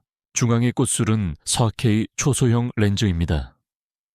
줄기를 살짝 비틀면 녹화가 시작됩니다. 배터리는 4시간 지속됩니다. 잃어버리지 마십시오. 신은하 씨 목숨보다 비싼 물건이니까. 안 실장의 목소리에는 여전히 의심이 서려 있었지만 이전과 같은 노골적인 적대감은 없었다. 그는 그녀의 용기를 그리고 대통령의 신뢰를 인정하기 시작한 것이다. 경매 당일 밤 은하는 자신이 직접 만든 심플한 검은색 실크 드레스를 입었다. 그리고 왼쪽 어깨에 동백꽃 브로치를 달았다. 화려한 파티장 안에서 그녀는 대통령의 그림자처럼 조용히 움직였다. 그녀의 눈은 더 이상 아름다운 드레스나 보석을 좇지 않았다. 대신 사람들의 미세한 손짓, 의미심장한 눈빛, 그리고 그들이 나누는 대화의 조각들을 놓치지 않고 포착했다. 그녀는 박태준이 곧 대법관 후보로 지명될 한 부장판사와 웃으며 대화하는 것을 보았다. 그들은 추상화한 점을 감상하고 있었다. 이런 걸작을 위해서라면 3억 정도는 아깝지 않지, 안 그렇습니까? 판사님, 박태준이 말했다. 은하는 속으로 코웃음을 쳤다. 저 그림의 시장가는 5천만 원도 차이 되지 않았다. 3억은 그림값이 아니었다. 미래의 판결에 대한 계약금이었다. 그녀는 아무도 눈치채지 못하게 브로치의 줄기를 살짝 비틀었다. 렌즈가 소리 없이 그들의 얼굴과 그림, 그리고 그들 사이에 오가는 보이지 않는 거래를 담기 시작했다. 한참 동안 정보를 수집하던 그때 등 뒤에서 차가운 목소리가 들려왔다. 아름다운 브로치군요. 신은하 씨, 혹시 대통령 각하의 선물입니까? 박태준의 오른팔. 조정훈 전무였다. 그의 뱀 같은 눈이 그녀의 브로치에 고정되어 있었다. 심장이 철렁 내려앉았지만 은하는 당황하지 않았다. 그녀는 연습한 대로 세상 물정 모르는 순진한 스타일리스트의 얼굴을 했다. 어머, 전무님 이거요. 그냥 디자이너 마켓에서 산 거예요. 예쁘죠? 그녀는 활짝 웃으며 말했다. 대통령님, 재킷 라펠의 흐름과 딱 어울릴 것 같아서요. 디테일이 생명이잖아요. 호호, 그녀의 완벽하게 계산된 백치미에 조정훈은 흥미를 잃은 듯 가볍게 고개를 끄덕이고는 다른 곳으로 가버렸다. 은하는 아무렇지 않은 척 미소를 유지했지만 등 뒤로는 식은땀이 흐르고 있었다. 단 한 번의 실수도 용납되지 않는 살얼음판 위를 걷고 있음을 다시 한번 실감했다. 경매가 끝나고 청와대로 돌아온 시간은 자정을 훌쩍 넘기고 있었다. 강지훈은 모든 보좌관을 물리고 집무실 문을 잠갔다. 은하는 떨리는 손으로 브로치를 떼어 그에게 건넸다. 그는 브로치를 그의 보안 노트북에 연결했다. 화면에는 경매장의 생생한 영상이 나타났다. 박태준과 부장판사의 대화. 한 국회의원이 박태준의 비서에게서 의문의 서류 봉투를 받는 장면. 외교부 고위 관리가 태아그룹 임원과 밀담을 나누는 모습까지. 모든 것이 고스란히 담겨 있었다. 강지훈은 말없이 영상을 보았다. 그의 표정은 점점 더 굳어졌다. 영상이 끝나자 그는 노트북을 덮고 은하를 바라보았다. 그의 눈에는 더 이상 그녀에 대한 염려나 미안함이 아닌 경외심과 깊은 신뢰가 담겨 있었다. 신은하, 당신이 해냈어. 그의 목소리는 낮게 잠겨 있었다. 당신은 지난 몇 년간 내가 그토록 원했던 박태준의 심장을 찌를 첫 번째 비수를 내게 가져다 주었어. 그 순간 은하는 깨달았다. 그녀의 삶은 이제 완전히 다른 궤도에 올라섰다. 그녀는 더 이상 운명에 끌려다니는 롤렘이 아니었다. 스스로의 의지로 왕의 검이 되기를 선택한 전사였다. 그녀의 변신은 이제 막 시작되었을 뿐이었다. 동백꽃 브로치가 가져온 영상은 시작에 불과했다. 강지훈의 집무실은 이제 청와대 내에 가장 비밀스러운 전쟁 상황실이 되었다. 강지훈과 신은하, 그리고 이 모든 계획을 마지못해 받아들인 안태수 실장은 영상을 수십 번 돌려보며 박태준의 연결고리를 분석했다. 증거는 확실합니다. 하지만 박태준은 이 모든 것을 교묘한 편집이나 함정 수사라고 주장하며 빠져나갈 겁니다. 안 실장이 냉정하게 분석했다. 그를 무너뜨리려면 그가 대중 앞에서 스스로 자신의 죄를 인정하게 만들거나 혹은 빼도 박도 못할 결정적인 증거를 터뜨려야 합니다. 강지훈은 턱을 괜 채 깊은 생각에 잠겨 있었다. 그에게는 거대한 법률팀과 그가 매수한 언론이 있어 우리가 통제할 수 있는 무대, 그가 가장 방심하고 있을 만한 장소가 필요해. 바로 그 순간 은하의 머릿속에 번개처럼 아이디어가 스쳤다. 그녀는 회의용 스크린에 띄워진 VVIP들의 연간 주요 행사 일정을 가리켰다. 그 중에는 서울 패션 위크가 굵은 글씨로 표시되어 있었다. 여기입니다. 그녀의 목소리에 강한 확신이 실려 있었다.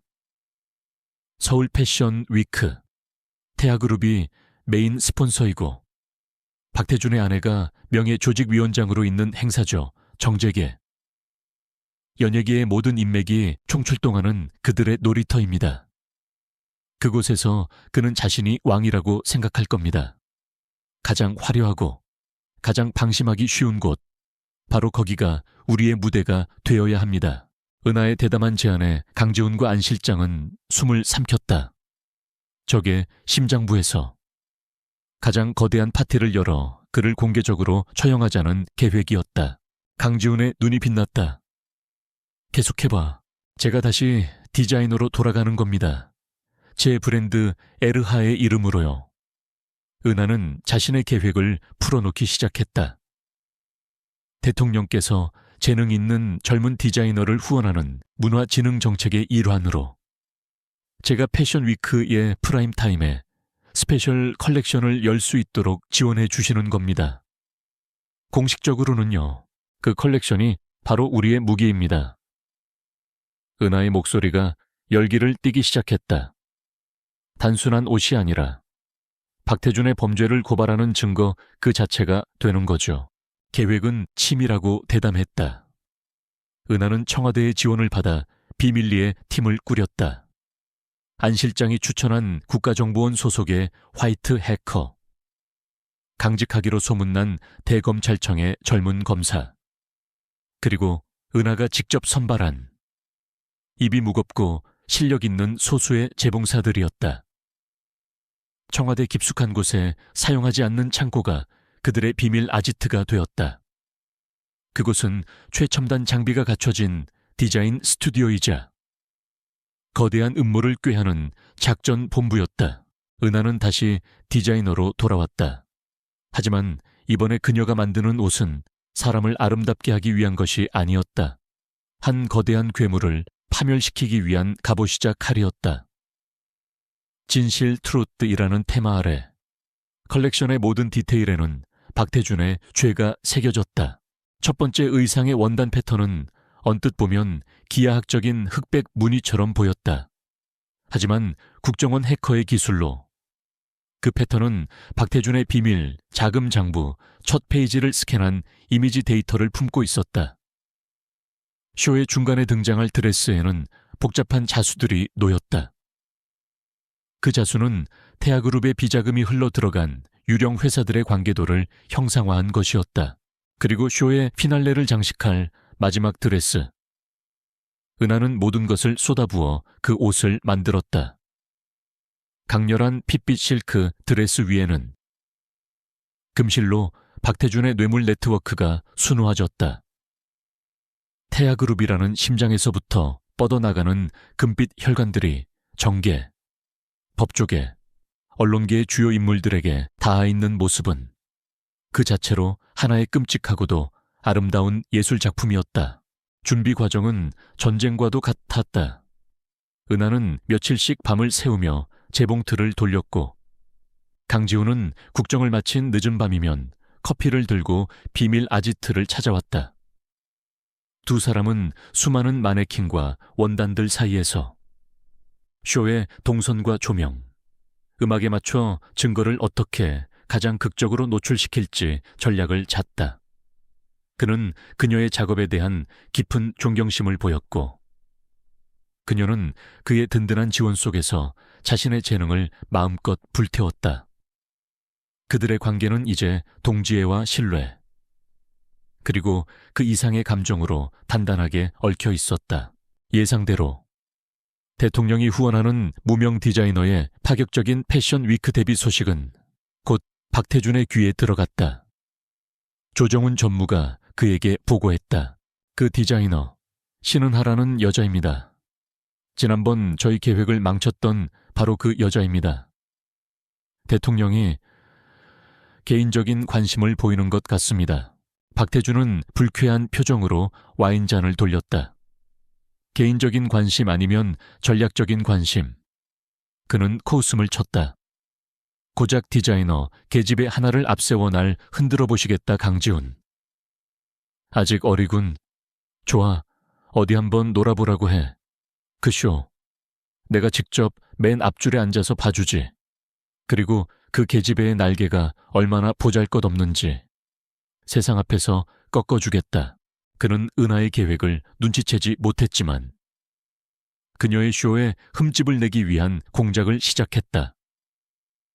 은하가 주문한 이탈리아산 최고급 실크 원단이 통관 과정에서 갑자기 문제가 생겨 묶여버렸다.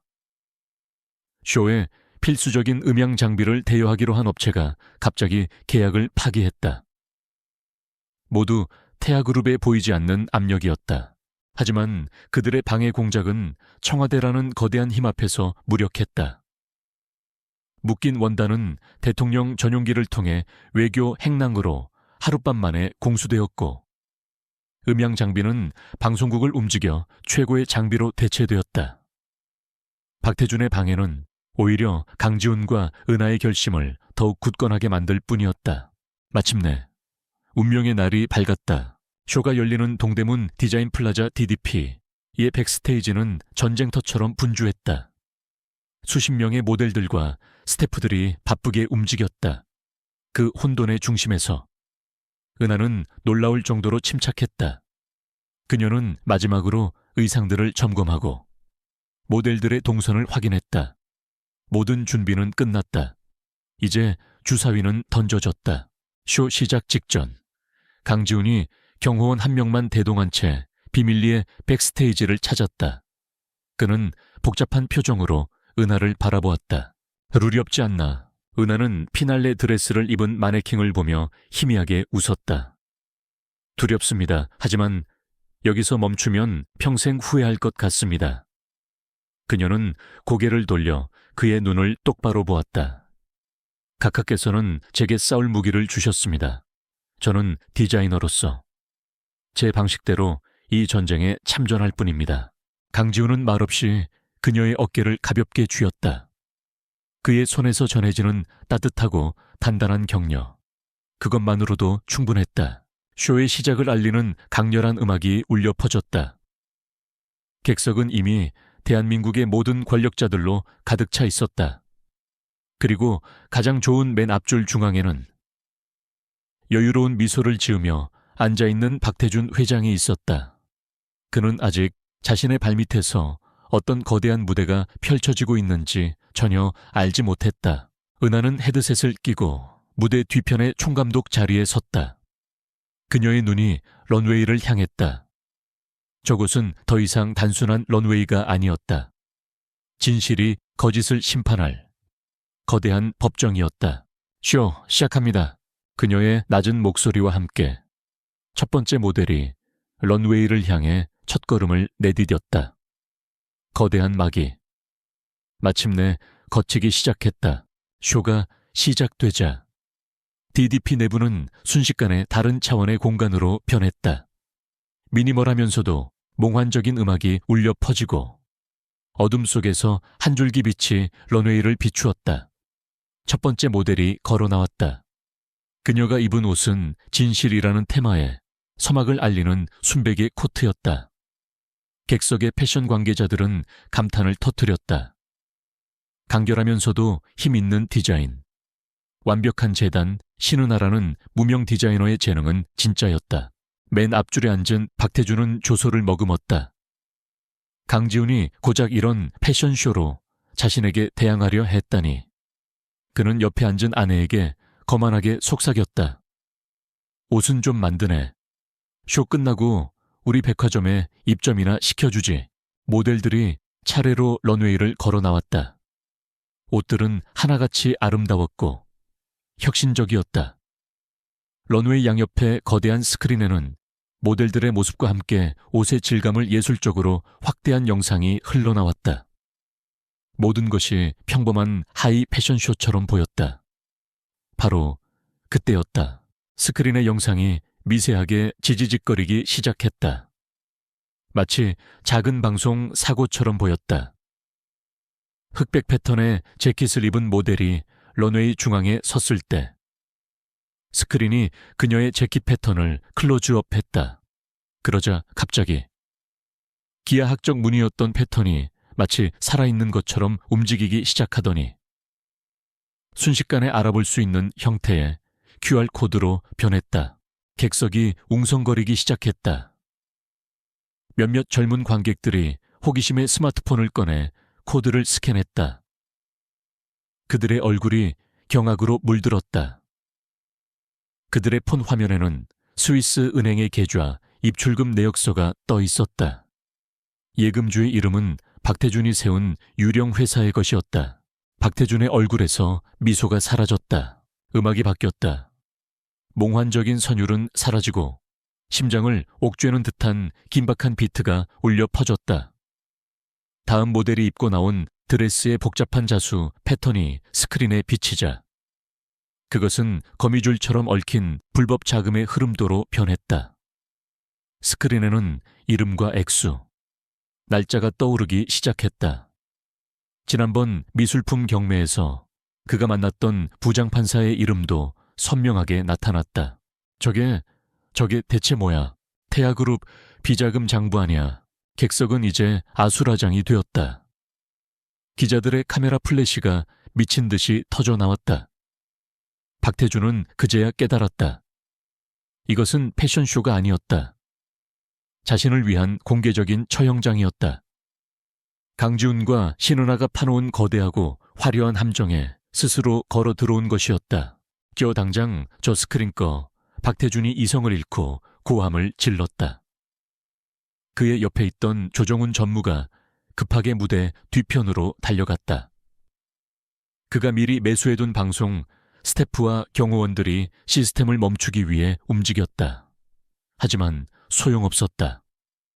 청와대와 국정원의 기술팀이 구축한 시스템은 외부에서 절대 통제할 수 없도록 이중, 삼중의 방화벽으로 보호되고 있었다. 마침내 쇼의 피날레가 시작되었다. 모든 조명이 꺼지고 단 하나의 스포트라이트가 런웨이 끝을 비추었다. 그리고 핏빛 실크 드레스를 입은 마지막 모델이 천천히 걸어 나왔다.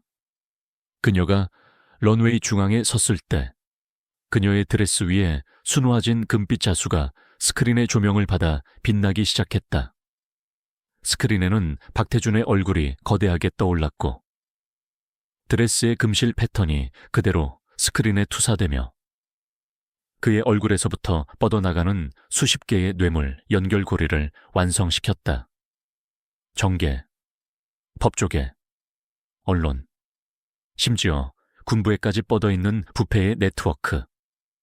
그것은 한마디의 설명도 필요 없는 완벽하고도 치명적인 증거였다.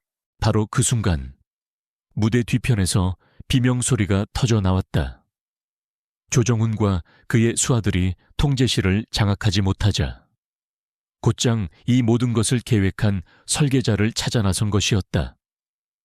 그들은 총감독 자리에 서 있던 은하를 발견했다. 은하는 저항했지만 수적으로 역부족이었다. 조정훈은 은하의 머리채를 거칠게 잡아 끌고 그녀의 목에 차가운 칼날을 들이댔다. 그리고 그는 아수라장이 된 런웨이 한복판으로 은하를 끌고 나갔다. 모두 멈춰. 조정훈의 외침에 장내의 모든 소음이 거짓말처럼 멎었다. 음악이 끊기고 모델들은 비명을 지르며 흩어졌다. 객석의 사람들은 공포에 질려 그 광경을 바라보았다. 수백 대의 카메라가 그들을 향했다. 은하를 인질로 잡은 조정훈이 마이크를 빼앗아 들고 외쳤다. 강지훈 보고 있는 거 다 안다. 이 쇼를 기획한 게 너라는 것도 5분 주지. 이 모든 영상을 멈추고 관련된 모든 서버 데이터를 파괴해. 그렇지 않으면 이 여자는 여기서 죽는다. 이것은 박태준의 마지막 발악이었다. 여론이고 뭐고. 일단 이 상황을 벗어나기 위한 극단적인 선택. 그들은 대통령이 한낱 디자이너 계집애 때문에 이 모든 계획을 포기할 것이라 믿었다. 모두의 시선이 집중된 그때 객석의 한쪽 문이 열리고 한 남자가 걸어 나왔다. 경호원도 수행원도 없이 오직 그 혼자였다. 대통령 강지훈이었다. 그는 흐트러짐 없는 걸음으로 런웨이를 가로질러 조정훈과 은하의 앞에 섰다. 네 상대는 내가 아니다. 조정훈, 강지훈의 목소리는 분노로 가득 찬 장내를 압도할 만큼 차분하고 강했다. 네 상대는 저 스크린에 떠있는 진실이다. 그리고 진실은 파괴할 수 있는 게 아니지. 닥쳐. 이 여자가 죽는 꼴을 보고 싶나. 조정훈이 은하의 목에 칼을 바싹 갖다 대며 발악했다. 은하는 공포로 온몸이 떨렸지만 강지훈의 눈을 보자 이상하게도 마음이 진정되었다. 그의 눈은 그녀에게 나를 믿으라고 말하고 있었다. 그때 그녀는 강지훈의 시선이 아주 미세하게 조정훈의 손목을 향하는 것을 보았다. 그리고 동시에 자신의 어깨에 달린 동백꽃 브로치가 차갑게 느껴졌다. 그것은 단순한 장신구가 아니었다. 위치 추적과 비상 신호를 보내는 기능이 숨겨져 있었다. 그녀는 강지훈의 의도를 깨달았다. 그가 시간을 끄는 동안 그녀가 단 한 번의 기회를 만들어야 했다. 당신 같은 쓰레기 손에 죽을 빼야. 차라리 여기서 죽는 게 나아. 은하가 조정훈을 향해 악에 받쳐 소리쳤다. 그녀의 갑작스러운 저항에 조정훈이 당황한 순간 은하는 하이힐을 신은 발로 그의 정강이를 힘껏 걷어찼다. 그리고 온몸을 던져 그의 품에서 벗어나려 발버둥 쳤다. 조정훈의 손아귀 힘이 아주 잠시 1초도 안 되는 시간 동안 느슨해졌다. 그것으로 충분했다. 피옥하는 둔탁한 소리와 함께 조정훈의 손목에서 칼이 튕겨져 나갔다.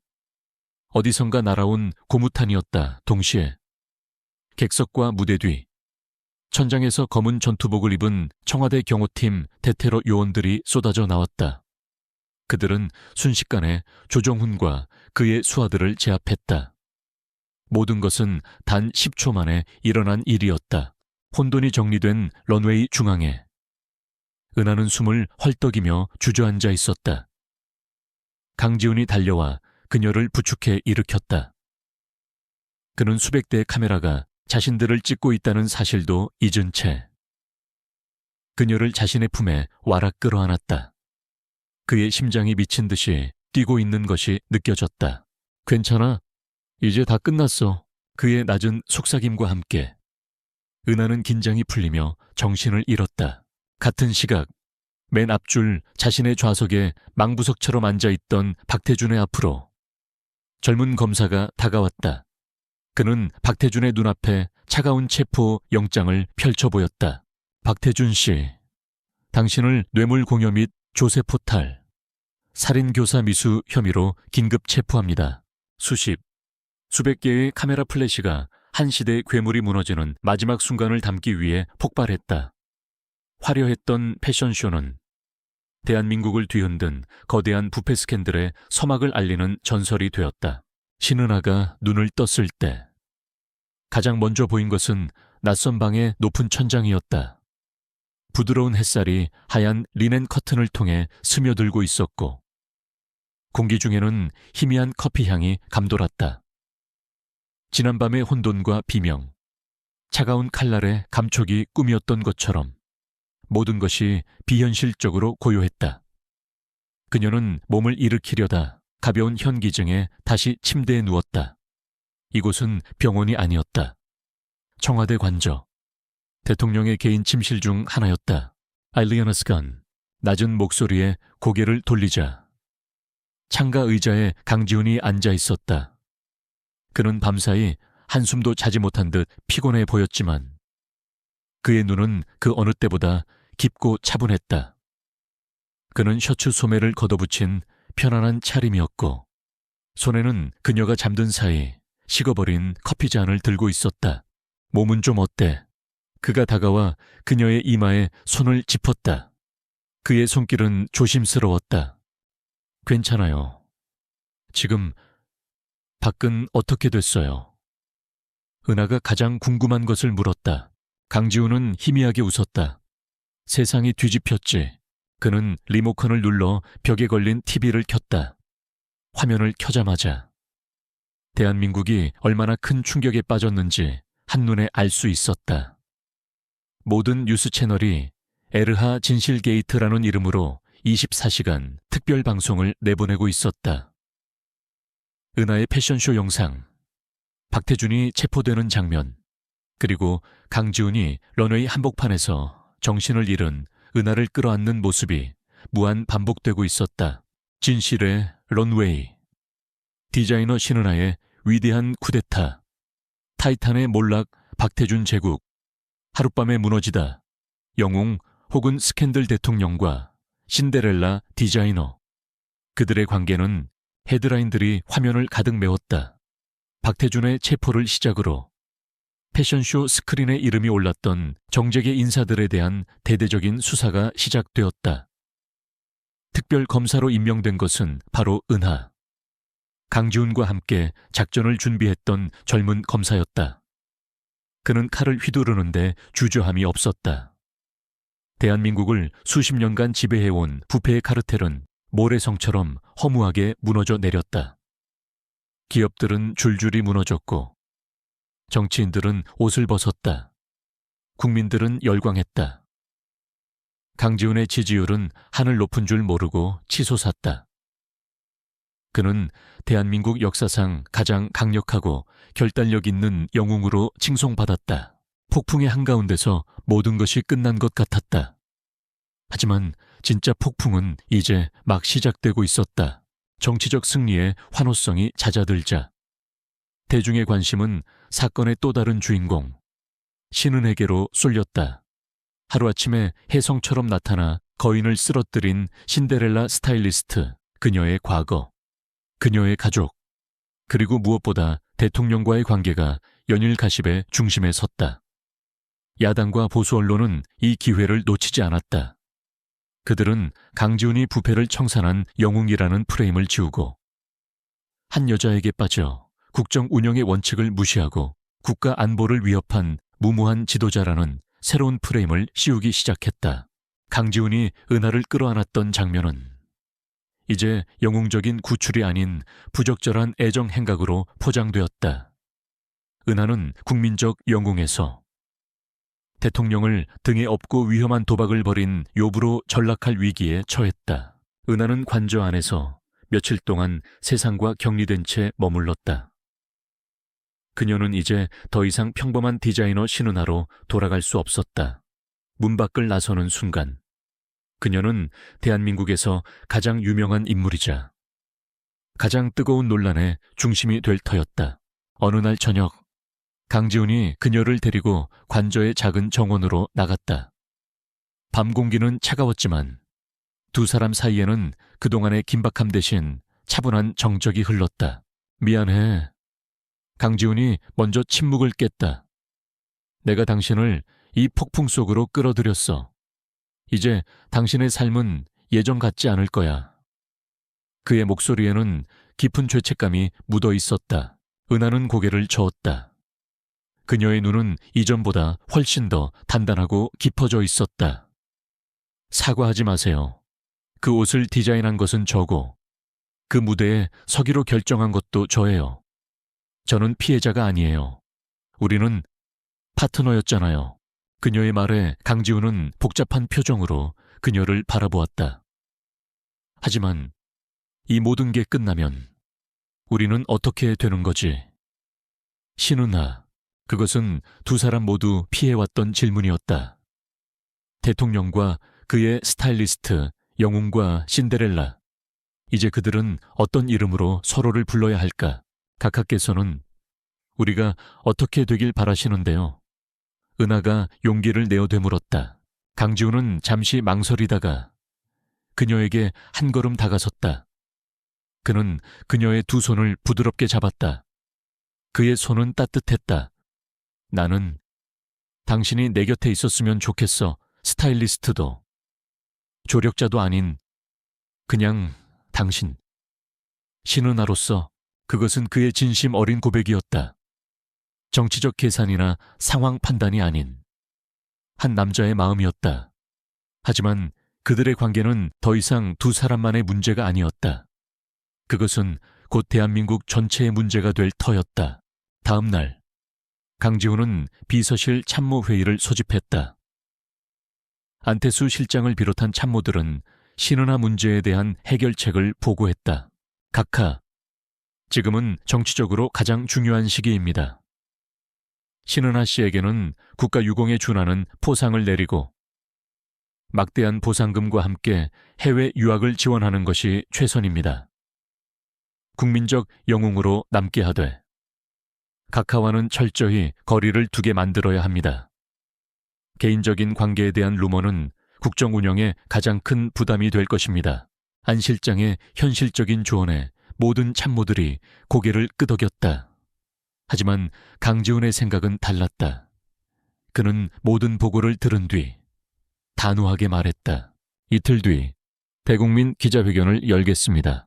내부패 수사 중간 발표를 하시려는 겁니까? 아니. 강지훈은 자리에서 일어났다. 그의 눈빛은 흔들림이 없었다. 수사 상황은 물론 나와 신은하 씨에 대한 모든 루머에 대해 내가 직접 국민들 앞에서 답할 겁니다. 회의실은 찬물을 끼얹은 듯 조용해졌다. 안 실장이 경악하며 그를 말렸다. 각하, 절대 안 됩니다. 그것은 정치적 자살 행위입니다. 숨기는 것이야말로 자살 행위요. 안 실장. 강지훈의 목소리는 강철 같았다. 나는 내 국민들을 상대로 거짓말을 하거나 진실을 숨기고 싶지 않소. 내가 선택한 길이고 내가 사랑하는 사람에 대한 책임이니까. 그날 밤 강지훈은 은하를 찾아가 기자회견에 대한 이야기를 꺼냈다. 당신이 그 자리에 있을 필요는 없어. 내가 모든 것을 감당할 테니. 당신은 이제 자유롭게 당신의 삶을 살아도 돼. 어디든 당신이 원하는 곳으로 떠나. 내가 당신의 안전과 미래를 평생 책임지겠어. 그것은 그녀를 위한 최선의 배려였다. 하지만 은하는 더 이상 그의 등 뒤에 숨어 보호받는 연약한 여자가 아니었다. 그녀는 그와 함께 전쟁터를 헤쳐나온 동지였다. 그녀는 조용히 그의 손을 잡았다. 제 새로운 삶은 바로 여기에요. 당신과 함께.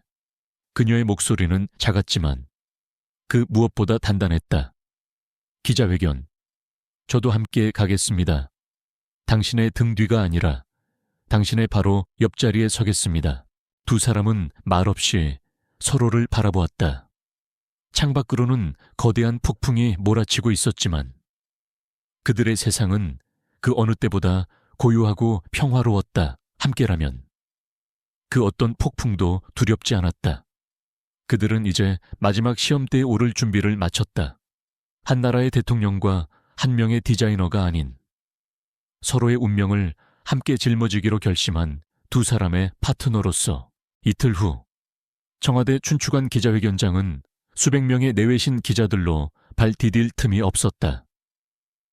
대한민국의 모든 시선이 이곳으로 집중되어 있었다. 예정된 시간이 되자 집무실 문이 열리고 강지훈 대통령이 모습을 드러냈다. 그리고 그의 옆에는 모두의 예상을 깨고 단정한 네이비색 원피스를 입은 신은하가 나란히 서 있었다. 수천 개의 카메라 플래시가 마치 폭풍처럼 터져나왔다. 두 사람은 그 빛의 폭풍을 묵묵히 뚫고 지나가 기자회견 단상 앞에 섰다. 강지훈은 먼저 마이크를 잡았다. 그는 먼저 에르하 게이트 이후의 부패 수사 상황과 국가 시스템을 바로 세우기 위한 강력한 개혁 정책들을 발표했다. 그의 목소리는 힘이 넘쳤고 그의 비전은 명확했다. 대통령으로서 그의 입지는 더욱 굳건해 보였다. 브리핑이 끝나고 그는 잠시 숨을 골랐다. 그리고 마침내 모두가 기다리던 개인적인 문제에 대해 입을 열었다.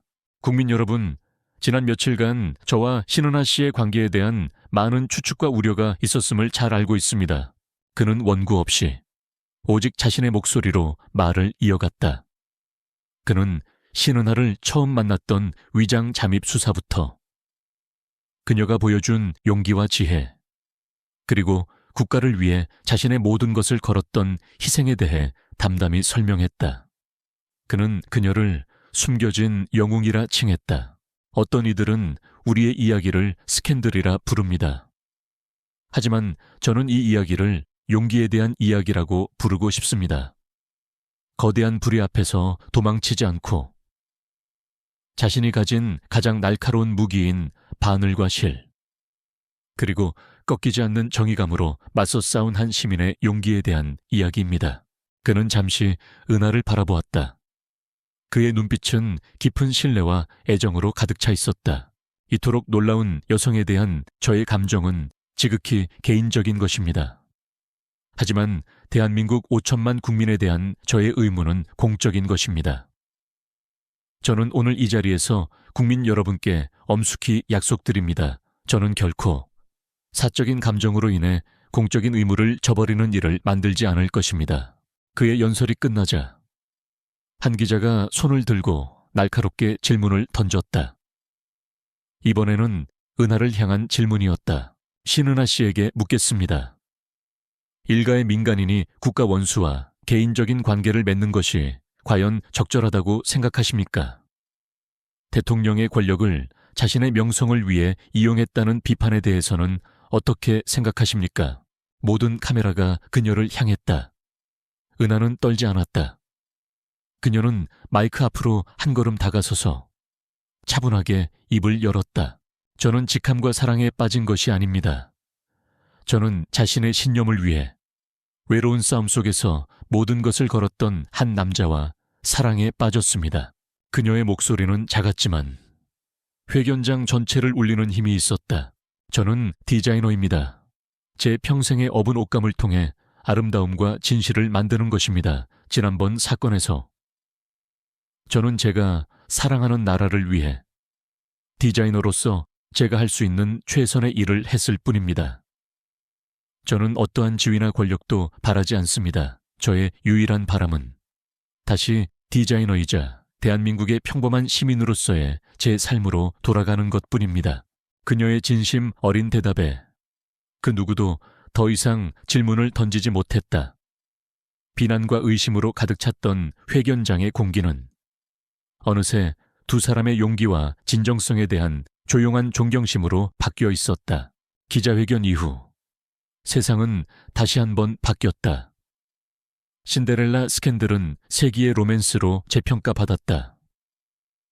국민들은 대통령의 정직함과 그의 곁을 당당히 지킨 한 여성의 용기에 박수를 보냈다.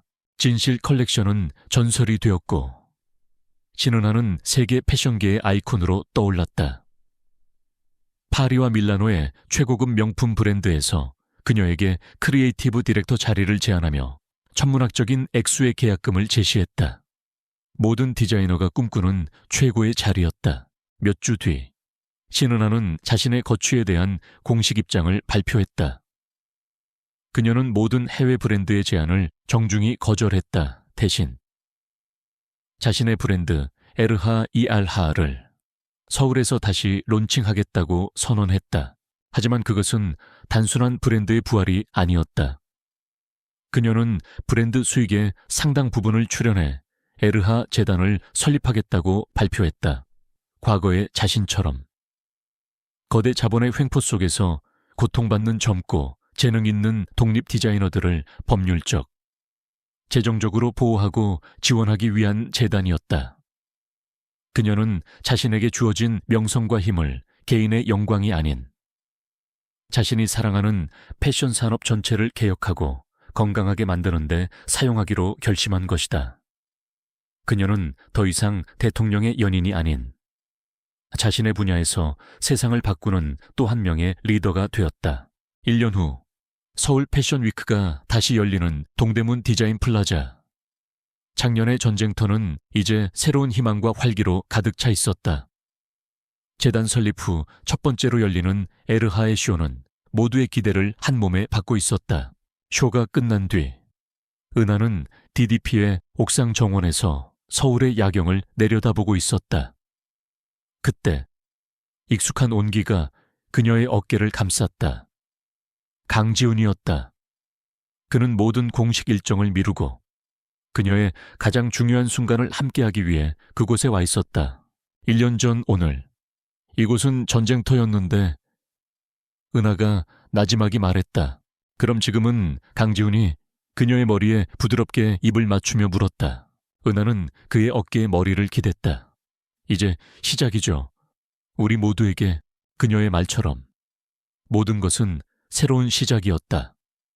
부패를 씻어낸 대한민국도, 서로의 곁에서 각자의 세상을 당당하게 이끌어가는 두 사람도, 그들의 이야기는 왕자와 결혼해서 행복하게 살았다는 동화가 아니었다.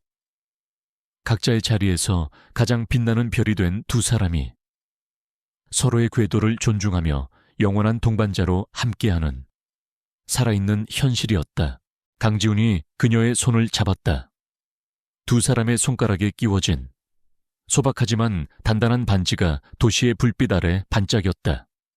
그들은 더 이상 아무 말도 하지 않았다.